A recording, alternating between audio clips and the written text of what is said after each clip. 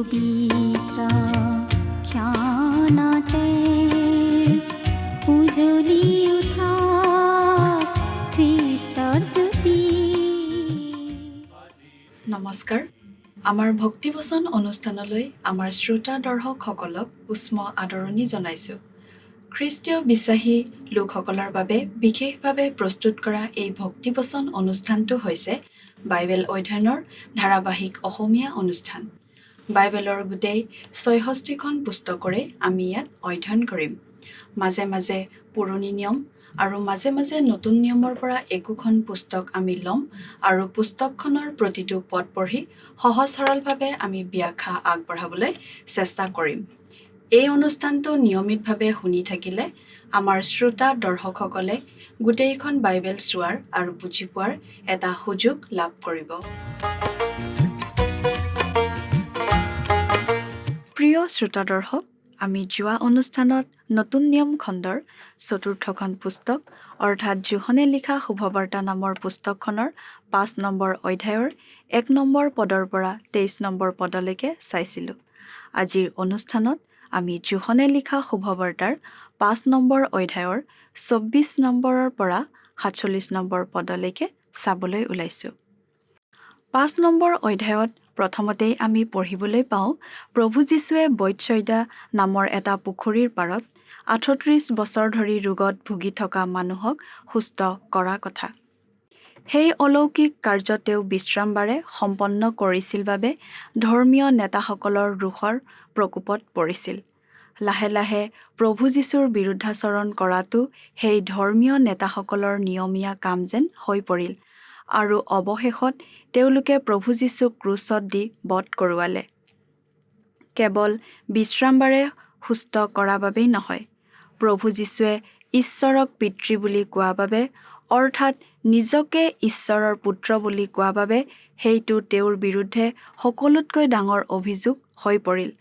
কাৰণ নিজকে ঈশ্বৰ বুলি কোৱা মানে ঈশ্বৰ নিন্দা কৰা বুলি যিহুদীবিলাকে বিশ্বাস কৰিছিল আৰু তাৰ শাস্তি আছিল মৃত্যুদণ্ড। তাৰ পাছত আমি প্ৰভু যীশুৱে নিজৰ বিষয়ে কৰা ৩টা অতি গুৰুত্বপূৰ্ণ আৰু মহত্বপূৰ্ণ দাবীৰ বিষয়ে পঢ়িবলৈ পাওঁ আৰু এই দাবীকেইটাৰ ভিত্তিতেই আমি প্ৰভু যীশুৰ শুভবাৰ্তাটো ভালদৰে বুজি পাব পাৰোঁ। প্ৰভু যীশুৱে নিজৰ বিষয়ে কৰা প্ৰথমটো দাবী আছিল এয়ে যে তেওঁ ঈশ্বৰ আৰু ঈশ্বৰে যি কৰে তেওঁ তাকে কৰিব পাৰে। উদাহৰণস্বৰূপে, যিহেতু তেওঁ ঈশ্বৰ, তেওঁ মানুহৰ পাপ ক্ষমা কৰিব পাৰে। তেওঁৰ দ্বিতীয়টো দাবী আছিল এয়ে যে তেওঁ মানুহক জীৱনদানো দিব পাৰে, যিহেতু তেওঁ ঈশ্বৰ। আৰু তৃতীয়টো দাবী আছিল এয়ে যে সকলোৰে বিচাৰ কৰাৰ দায়িত্ব আৰু কৰ্তৃত্ব তেওঁৰ ওপৰত ন্যস্ত কৰা হৈছে পিতৃ ঈশ্বৰৰ দ্বাৰা।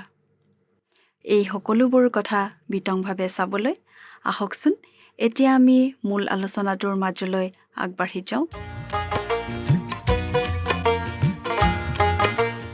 আমাৰ পৰিত্ৰাতা প্ৰভু যীশুৰ নামত নমস্কাৰ জনাই এয়া আজিৰ আমাৰ বাইবেল আলোচনা আৰম্ভ কৰিবলৈ লৈছোঁ আপোনালোকৰ প্ৰিয় অনুষ্ঠান ভক্তিবচনৰ জৰিয়তে।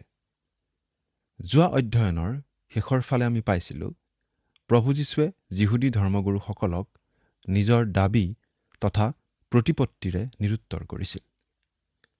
যীশুৱে নিজকে ঈশ্বৰৰ পুত্ৰ, জীৱন দিয়াৰ অধিকাৰী তথা সুধবিচাৰৰ গৰাকী বুলি কৈ তেওঁলোকৰ চকুৰ টোপনি হৰণ কৰিছিল। এই কাৰণেই যীশুক ধৰি হত্যা কৰিবলৈ তেওঁলোকে কুমন্ত্ৰণা কৰাত উঠি পৰি লাগিছিল। আজি আমি তাৰ পিছৰে পৰা আৰম্ভ কৰোঁ হওক। পাঠ কৰি দিছোঁ ২৪ নম্বৰ পদ। মই তোমালোকক অতি স্বৰূপকৈ কওঁ, যিজনে মোৰ কথা শুনি মোক পঠোৱা জনাত বিশ্বাস কৰে সেইজনৰ অনন্ত জীৱন আছে আৰু তেওঁ সুধবিচাৰলৈ আহিব নালাগে, কিন্তু মৃত্যুৰ পৰা জীৱনলৈ পাৰ হ'ল। প্ৰভু যীশুৱে দৃঢ়কৈ নিজকে যিহুদীসকলৰ মাজত তেওঁৰ বিষয়ে প্ৰকাশ কৰিবলৈ লৈছে। ইয়াতো তেওঁ নিজকে আন সকলোতকৈ শ্ৰেষ্ঠ বুলি প্ৰতিপন্ন কৰিছে। তেওঁত বিশ্বাস কৰাজন আৰু ঈশ্বৰক বিশ্বাস কৰাজনৰ যে একেই অৱস্থা, সেইটো কথা তেওঁ ঘোষণা কৰিছে। অৰ্থাৎ তেওঁৱেই ঈশ্বৰ বুলি ঘোষণা কৰিছে। অনন্ত জীৱন আছে বোলা এই কথাষাৰ বৰ্তমান কালৰ কথা নহয়নে? ভৱিষ্যতে নহয়, কিন্তু এই মুহূৰ্তত বা এতিয়াই এনে এটা অৰ্থত এই কথাটো লিখা আছে। আছে মানে এতিয়াই আছে। প্ৰভু যীশুক বিশ্বাস কৰা জনে লগে লগে অনন্ত জীৱন পায়। অৰ্থাৎ কোনোবাই যদি প্ৰভু যীশুত বিশ্বাস কৰিছে তেওঁৰ অনন্ত জীৱন আছে, অৰ্থাৎ এতিয়াই আছে। তেওঁত বিশ্বাস কৰোঁতাজনে সুধবিচাৰলৈ আহিব নালাগে, কিন্তু তেওঁ মৃত্যুৰ পৰা জীৱনলৈ পাৰ হয়। এতিয়া আকৌ চিন্তা কৰোঁহক, কথাষাৰ কোনে কৈছে? গোটেই পৃথিৱীৰ ওপৰত যাৰ অধিকাৰ আছে তেওঁহে এই কথাষাৰ কৈছে। এবাৰ এজন প্ৰচাৰকে মথিয়ে লিখা শুভবাৰ্তাৰ 11 নম্বৰ অধ্যায়ৰ 28 নম্বৰ পদটো পঢ়ি আছিল। হে পৰিশ্ৰান্ত আৰু ভাৰাক্ৰান্ত লোকসকল, মোৰ ওচৰলৈ আহা, মই তোমালোকক জিৰণি দিম। কথাষাৰ শুনি ওচৰেদি গধুৰ ভাৰ কঢ়িয়াই লৈ যোৱা মানুহ এজনে গধুৰ বোজা নমাই থৈ চাই পঠিয়ালে উক্ত প্ৰচাৰকজনলৈ। তেওঁ জানিব বিচাৰিছিল যে কথাষাৰ নিশ্চয় মূল্যৱান, কিন্তু কওঁতাজননো কোন? তেওঁ মানুহৰ ভিৰৰ মাজত প্ৰচাৰকজন নিৰীক্ষণ কৰি চালে। তাৰ পিছত পুনৰ বোজা লৈ নিজ বাটে গুচি গ'ল। অৰ্থাৎ তেওঁ প্ৰচাৰকজনৰ কথাত ভৰসা কৰিব নোৱাৰিলে, কাৰণ সেই প্ৰচাৰকজন এজন সাধাৰণ ক্ষীণমীন মানুহ আছিল। প্ৰিয় শ্ৰোতা, মনত ৰাখিব যে আমি ইয়াত যি প্ৰতিজ্ঞাৰ কথা পাইছোঁ সেয়া কোনো প্ৰচাৰক নহয়, কিন্তু স্বয়ং প্ৰভু যীশুৰ প্ৰতিজ্ঞা, যিজন ঈশ্বৰৰ পুত্ৰ, মৃতকৰ জীৱনদাতা আৰু যাৰ হাতত সুধবিচাৰৰ ক্ষমতা আছে। তেওঁ কৈছে যে তেওঁত বিশ্বাস কৰাজনৰ অনন্ত জীৱন আছে। গতিকে ইয়াত একো সংশয় নাই। তেওঁ কৈছে যেতিয়া হ'বই, মাত্ৰ আমি তেওঁৰ ওপৰত বিশ্বাস স্থাপন কৰিব লাগে। এতিয়া আমি 25 নম্বৰ পদৰ পৰা 27 নম্বৰ পদলৈকে পাঠ কৰি দিম। মই তোমালোকক অতি স্বৰূপকৈ কওঁ, যি সময়ত মৃতবিলাকে ঈশ্বৰৰ পুত্ৰৰ মাত শুনিব আৰু যিবিলাকে শুনে তেওঁবিলাক জীৱ, এনে সময় আহিছে, এতিয়াও হৈছে। কিয়নো পিতৃৰ যেনেকৈ নিজত জীৱন আছে, পুত্ৰৰো তেনেকৈ নিজত জীৱন থাকিবলৈ দিলে, আৰু মানুহৰ পুত্ৰ হোৱাৰ কাৰণে সুধবিচাৰ কৰিবলৈকো তেওঁক ক্ষমতা দিলে। এনে সময় আহিছে। এই কথাষাৰেৰে বৰ্তমান সময়ৰ কথাহে কৈছে। আমি সঁচাকৈয়ে এনে এটি মুহূৰ্তত বাস কৰি আছো যেতিয়া প্ৰভুৰ মাত শুনিব পাৰোঁ। 28 পদৰ কথাষাৰ স্পষ্ট। কিয়নো যি কালত মৈদামত থকা সকলোৱে তেওঁৰ মাত শুনিব। এইখিনিতে আৰু অলপমান দকৈ চিন্তা কৰোঁহক। প্ৰভুৱে এবাৰ কৈছে এনে সময় আহি আছে, আৰু তাৰ পিছতে কৈছে এতিয়াও হৈছে। কি কাৰণে এনেদৰে কৈছে বাৰু? প্ৰভুৱে যেতিয়া মৃত লাজাৰক জীয়াই তুলিছিল, তেতিয়া তেওঁ লাজাৰৰ ভনীয়েক দুজনীক উদ্দেশ্য কৰি কৈছিল, মই পুনৰুত্থান আৰু জীৱন। যিয়ে মোক বিশ্বাস কৰে তেওঁ মৰিলেও জীৱ, আৰু যিয়ে জীয়াই থাকোঁতে বিশ্বাস কৰে তেওঁ কেতিয়াও নমৰিব। ইয়াত শাৰীৰিক আৰু আধ্যাত্মিক দুয়োটা অৰ্থতে মৃত্যু শব্দটো ব্যৱহাৰ কৰা হৈছে। আনহাতে আমাৰ আজিৰ অধ্যয়নত পোৱা মৃত শব্দটোৰে আধ্যাত্মিক মৃত্যুৰ কথাহে কোৱা হৈছে। সেয়ে ইয়াত মৃত্যু শব্দটোৰে কবৰত থকা লোকবিলাকক নিশ্চয় বুজোৱা নাই। তাৰে আমাৰ দৰে পাপত মত্ত থকা সকলকহে বুজাইছে। আমি জানো যে পাপৰ আন অৰ্থ হৈছে মৃত্যু বা ঈশ্বৰৰ পৰা আঁতৰি থকা অৱস্থা। প্ৰভু যীশুৱে এনে মৃত ব্যক্তিকহে তেওঁৰ মাত শুনিবলৈ কৈছে। এতিয়াও হৈছে।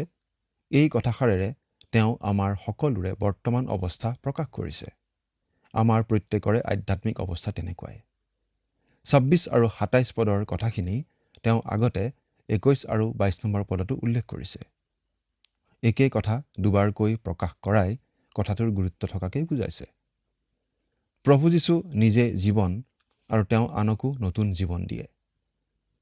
তেওঁৰ যেনেদৰে জীৱন দিয়াৰ ক্ষমতা আছে, তেনেদৰে তাক লোৱাৰো ক্ষমতা আছে। তেওঁ প্ৰথমবাৰ এই পৃথিৱীত আহিছিল জীৱন দিবলৈ, কিন্তু তেওঁ তেওঁৰ দ্বিতীয় আগমনত সকলোকে সুধবিচাৰ কৰিবলৈ আহিব। সেই সময়ত সকলোৱে, এনেকি কবৰত থকা মৃতবিলাকেও তেওঁৰ মাত শুনিব। সেই বিষয়ে তেওঁ নিজেই ঘোষণা কৰিছে 28 পদত। এতিয়া আমি 28 আৰু 29 পদ পঢ়ি দিছোঁ। তোমালোকে ইয়াত বিস্ময় নামানিবা, কিয়নো যি কালত মৈদামত থকা সকলোৱে তেওঁৰ মাত শুনি সৎকৰ্ম কৰাবিলাক জীৱনৰ পুনৰুত্থানলৈ আৰু কুকৰ্ম কৰাবিলাক সুধবিচাৰৰ পুনৰুত্থানলৈ ওলাব, সেই কাল আহিছে। প্ৰভু যীশুৱে আমাক আচৰিত নহবলৈ সকীয়াই দিছে এই কাৰণেই যে আমি কবৰত থকাবিলাককো প্ৰভুৰ মাত শুনি থকা দেখা পাম। 29 পদত তেওঁ দুটা পুনৰুত্থানৰ কথা কৈছে। প্ৰকাশিত বাক্যটো আমি দুবাৰকৈ হ'ব লগা পুনৰুত্থানৰ কথা পাওঁ। প্ৰথম পুনৰুত্থানত প্ৰতিজন পৰিত্ৰাণপ্ৰাপ্ত ব্যক্তিয়েই উঠিব। তেওঁবিলাকে অনন্ত জীৱনৰ অধিকাৰী হ'ব। তেওঁবিলাকৰ একো সুধবিচাৰ নহয়। দ্বিতীয়বাৰত হোৱা পুনৰুত্থানত পৃথিৱীৰ সকলো পাপী তথা পৰিত্ৰাণ নোপোৱা লোকসকল উঠিব। তেওঁবিলাকৰ উচিত সুধবিচাৰ হ'ব। তেওঁলোকে মহান ঈশ্বৰৰ আগত থিয় হৈ তেওঁলোকৰ কাৰ্যৰ বাবে কৈফিয়ত দিব লাগিব। সুধবিচাৰৰ আগত থিয় হোৱা মানেই শাস্তিৰ সন্মুখীন হোৱা, কাৰণ ঈশ্বৰে আগতেই তেওঁবিলাকক সকীয়াই দিছিল। সি যি কি নহওক, এয়া হ'ব পৰিত্ৰাণপ্ৰাপ্ত নকৰাসকলৰ সুধবিচাৰ, আৰু সেই বিচাৰ হ'ব তেওঁলোকৰ কৰ্ম অনুসাৰে পাবলগীয়া শাস্তিৰ সুধপোচৰ বিচাৰ। লুক 12 অধ্যায় 47 আৰু 48 পদৰ পৰাও আমি এই কথা চাব পাৰোঁ। 30 পৰা 32 পদ পাঠ কৰোঁ। মই নিজৰ পৰা একো কৰিব নোৱাৰোঁ। যেনেকৈ শুনিছোঁ তেনেকৈ সুধবিচাৰ কৰিছোঁ, আৰু মোৰ বিচাৰ ন্যায়, কিয়নো মই নিজ ইচ্ছালৈ নিচিন্তি মোক পঠোৱাজনৰ ইচ্ছালৈহে চিন্তু। মই নিজৰ বিষয়ে যদি নিজে সাক্ষ্য দিওঁ তেন্তে মোৰ সাক্ষ্যস্বৰূপ নহয়, কিন্তু মোৰ বিষয়ে সাক্ষ্য দিওঁতা আন এজনা আছে, আৰু তেওঁ মোৰ বিষয়ে যি সাক্ষ্য দিয়ে সেই সাক্ষ্য স্বৰূপ বুলি জানো। যেতিয়া তেওঁ কয় মোৰ নিজৰ ফালৰ পৰা একো কৰিব নোৱাৰোঁ, তেতিয়া তেওঁ পৃথিৱীৰ পাৰ্থিৱ শক্তিৰ কথা কয়, যিটোত তেওঁ বহু ক্ষেত্ৰত সীমিত হৈ আহিছিল। এয়া তেওঁৰ মানৱ চৰিত্ৰৰ প্ৰকাশ। তেওঁ মানুহ হৈ জন্মগ্ৰহণ কৰি ঈশ্বৰৰ ইচ্ছাহে প্ৰকাশ কৰিবলৈ আহিছিল। ইয়াকে কৈ প্ৰভু যীশুৱে যিহুদী ধৰ্মগুৰুসকলক কৈছে যে তেওঁৰ কথাবোৰ অকল একপক্ষীয় নহয়, অৰ্থাৎ তেওঁ যিমানবোৰ কথা কৈছে সেইবোৰ অকল তেওঁৰ নিজৰ নহয়, কিন্তু তেওঁক পঠোৱা ঈশ্বৰৰহে। অৰ্থাৎ স্বয়ং ঈশ্বৰে নিজে তেওঁৰ কথাবোৰ সমৰ্থন কৰিছে। শাস্ত্ৰমতে যিহুদীসকলে বিশ্বাস কৰিছিল যে কোনো এটা কথাৰ নিষ্পত্তি হ'বলৈ 2 বা ততোধিক সাক্ষ্যৰ প্ৰয়োজন। প্ৰভু যীশুৱে এই কথা ভালকৈ জানে। সেয়ে যিহুদীসকলে যেন তেওঁৰ কথাবোৰ অন্তঃসাৰশূন্য বুলিব নোৱাৰে, তাৰ বাবেই যীশুৱে তেওঁক সমৰ্থন কৰোঁতাৰ অৰ্থাৎ ঈশ্বৰৰ কথাও উল্লেখ কৰিছে। ইয়াত তেওঁ তেওঁৰ সপক্ষে সাক্ষ্য দিওঁতা যোহন বাপ্তাইজকৰ নাম নহয়, কিন্তু পোনপটীয়াকৈ পিতৃ ঈশ্বৰৰ নাম লৈছে, কাৰণ আগৰে পৰাই তেওঁ এই কথা প্ৰকাশ কৰিয়ে আহিছে। এই প্ৰকাশভংগীৰেই তেওঁ এই বিষয়ে কৈ আহিছে। ইয়াত তেওঁ কোনো মানুহক নহয়, ঈশ্বৰকহে সাক্ষী ৰাখি নিজৰ স্থিতি পৰিষ্কাৰ কৰিছে। 33 পৰা 35 নম্বৰ পদলৈকে পাঠ কৰি দিছোঁ। তোমালোকে যোহনৰ ওচৰলৈ মানুহ পঠালত তেওঁ সত্যতাৰ পক্ষে সাক্ষ্য দিলে, কিন্তু মই যি সাক্ষ্য গ্ৰাহ্য কৰোঁ সেয়ে মানুহৰ পৰা নহয়, তথাপি যেন তোমালোকে পৰিত্ৰাণ পোৱা এই নিমিত্তে মই এই কথা কৈছোঁ। সেই যোহন জ্বলি থকা দীপ্তিমন্ত প্ৰদীপ আছিল, আৰু তোমালোকে অলপকাল তেওঁৰ পোহৰতে আনন্দ কৰিবলৈ সন্মত আছিলা। যোহন বাপ্তাইজকে তেওঁৰ অৰ্থাৎ প্ৰভু যীশুৰ সপক্ষে সাক্ষ্য দিয়াটো সকলোৰে সৰ্বজনবিদিত কথা, তাক যিহুদীবিলাকেও জানিছিল।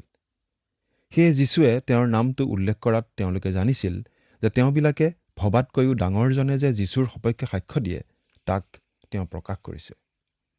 যোহনৰ সাধাৰণ সাক্ষ্যটোকেই যদি যিহুদীসকলে গ্ৰহণ কৰিব পাৰিছিল, তেন্তে নিশ্চয় ঈশ্বৰৰ সাক্ষ্যও গ্ৰহণ কৰিব লাগিব। এয়াই আছিল প্ৰভু যীশুৰ যুক্তি। যোহনতকৈ ঈশ্বৰৰ সাক্ষ্য বেছি শক্তিশালী। 36 আৰু 37 পদ।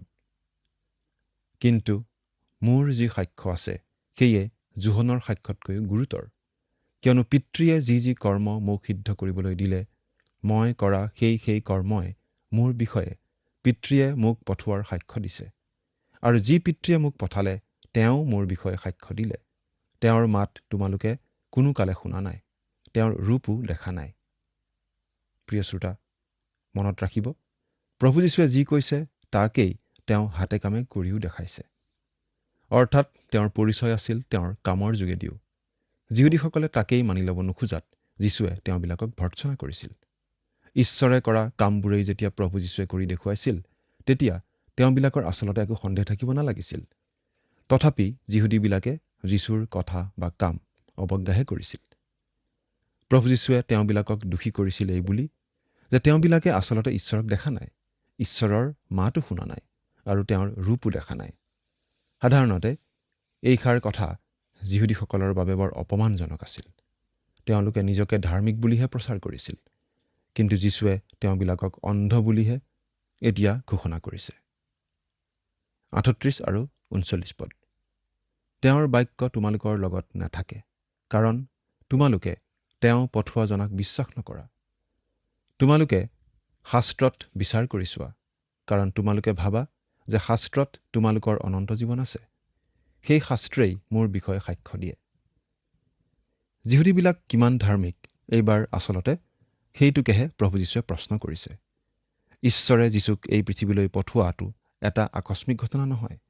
যীশুৰ জন্মৰ বহু পূৰ্বেই ভাৱবাদীসকলৰ দ্বাৰা তেওঁৰ আগমনৰ সংবাদ দিয়া আছে। আচলতে যিহুদীসকলে নিজকে ধাৰ্মিক বুলি প্ৰচাৰ কৰিলেও সেয়া যে কেৱল ভণ্ডামিহে আছিল, তাকেই প্ৰভু যীশুৱে আওপকীয়কৈ ক'ব বিচাৰিছিল।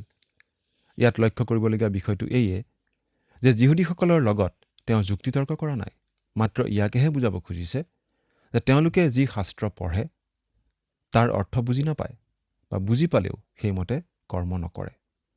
যীশুক গ্ৰহণ নকৰাৰ এইটোৱেই প্ৰমাণ যে যিহুদীবিলাকে শাস্ত্ৰ বুজি নাপায়, কাৰণ মাত্ৰ লোকক নিজকে ধাৰ্মিক দেখুৱাবলৈহে তেওঁলোকে শাস্ত্ৰ পঢ়ে।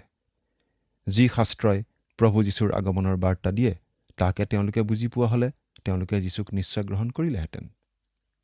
গতিকে প্ৰিয় শ্ৰোতা, অকল শাস্ত্ৰ পঢ়িলেই নহ'ব, বুজি পাব লাগিব আৰু সেইমতে কৰ্মও কৰিব লাগিব। আপুনি যদি বাইবেল শাস্ত্ৰ পাঠ কৰি প্ৰভু যীশুক বিচাৰি নাপায়, তেন্তে আপোনাৰ অৱস্থা এই যিহুদীবিলাকৰ নিচিনাই হ'ব। ৪০ পৰা ৪২ পদ।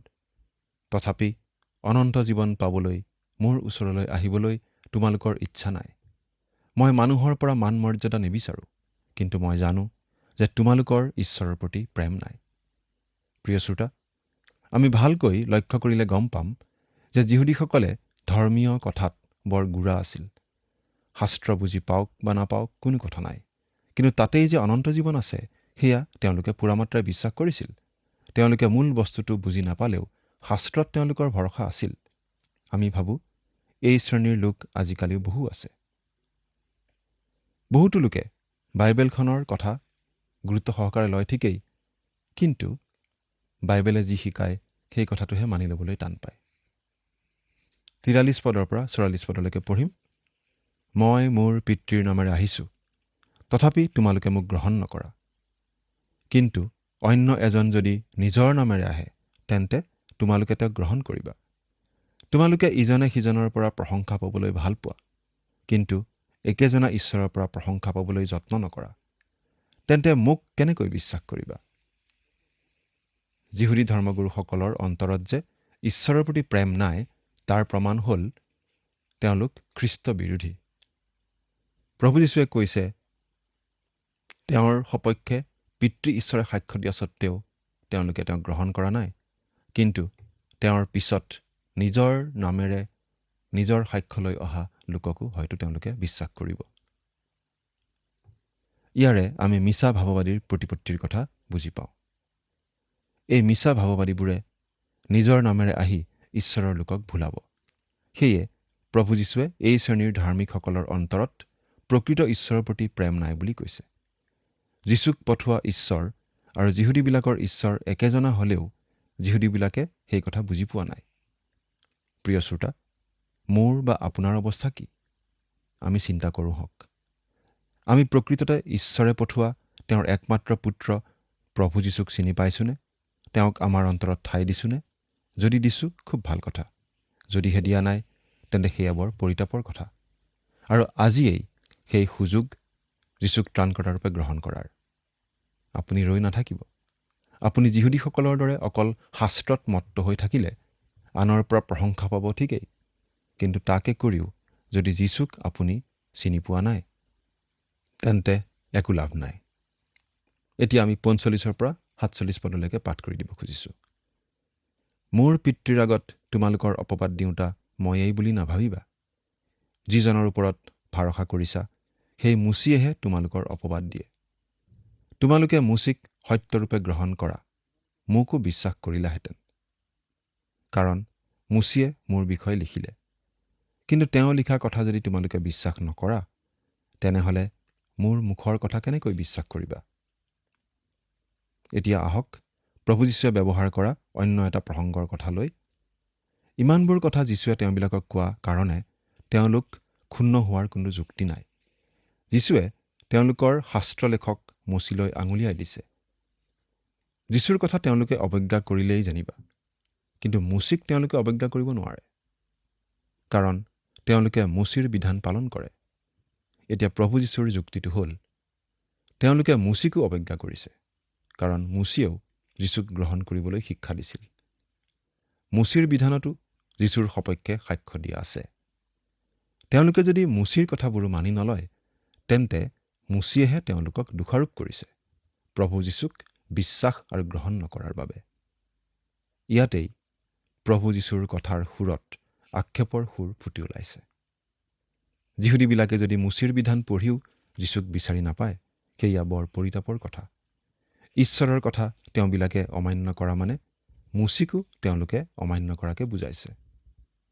কিন্তু তেওঁলোকে যদি ঈশ্বৰে পঠোৱা আৰু মুচিয়ে সাক্ষ্য দিয়া প্ৰভু যীশুক গ্ৰহণ কৰিলেহেঁতেন, তেতিয়াহে তেওঁবিলাকে উচিত কামকে কৰাকে বুজালেহেঁতেন। প্ৰিয় শ্ৰোতা, মনত ৰাখিব যে আপুনি বাইবেল অধ্যয়ন কৰিও যিহুদী ধৰ্মগুৰুসকলৰ দৰে হ'ব লগা যাতে নহয়। ঈশ্বৰকো মানিব লাগে, মুচিৰ বিধানো মান্য কৰিব লাগে, কাৰণ দুয়োটা একেজনা প্ৰভুৰেই কথা। অকল আমি নতুন নিয়মৰ মতে খ্ৰীষ্ট বিশ্বাসকাৰী হ'ব নোৱাৰিম। মুচিৰ বিধানতো প্ৰভু যীশুৰ উপস্থিতি আছে। আচলতে পুৰণি নিয়মৰ প্ৰতিটো পাততেই পৃথিৱীলৈ পৰিত্ৰাতাৰূপে আহিবলগীয়া প্ৰভু যীশুৰ প্ৰতি আঙুলিয়াই থোৱা আছে। প্ৰিয় শ্ৰোতা, সেই প্ৰভু যীশুৰ বিষয়ে ইমানবোৰ কথা জনাৰ পিছতো তেওঁক আপুনি আপোনাৰ পৰিত্ৰাতা বুলি গ্ৰহণ নকৰিবনে? চিন্তা কৰি চাওকচোন। ঈশ্বৰে আপোনাক আশীৰ্বাদ কৰক।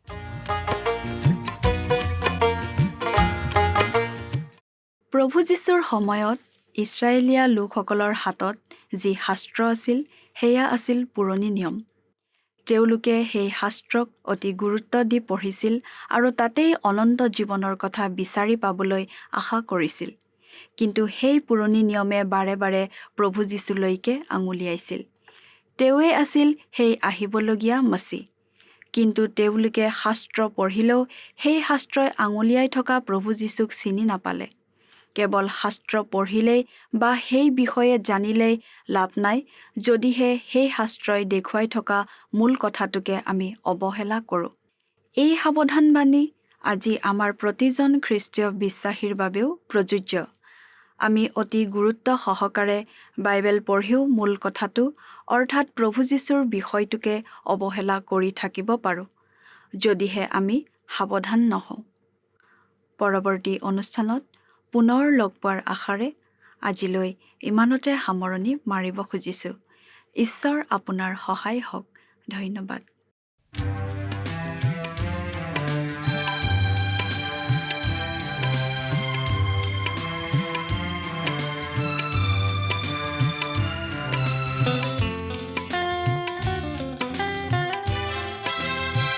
দূৰ দিগন্ত মাৰ যাব ধৰা হেঙুলি বেলি লৈ চাই। দূৰ দিগন্ত মাৰ যাব ধৰা হেঙুলি বেলি লৈ চাই। বাহলে পুলি জাক পাতি উৰা বিহংগৰ পিনলৈ চাই। হৃদয় উঠলে বুজা বেগেৰে প্ৰভু তোমালৈ মনত পৰে। প্ৰভু তোমালৈ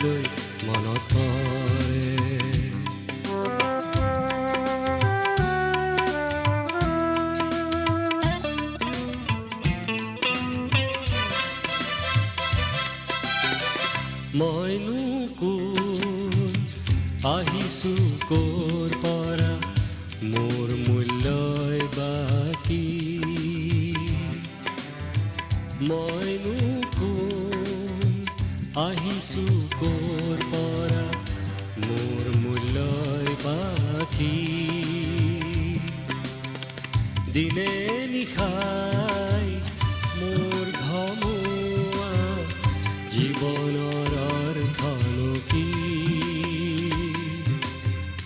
অলেখ চিন্তাই মোক আগুৰি ধৰে প্ৰভু তোমালৈ মনত পৰে প্ৰভু তোমালৈ মনত পৰে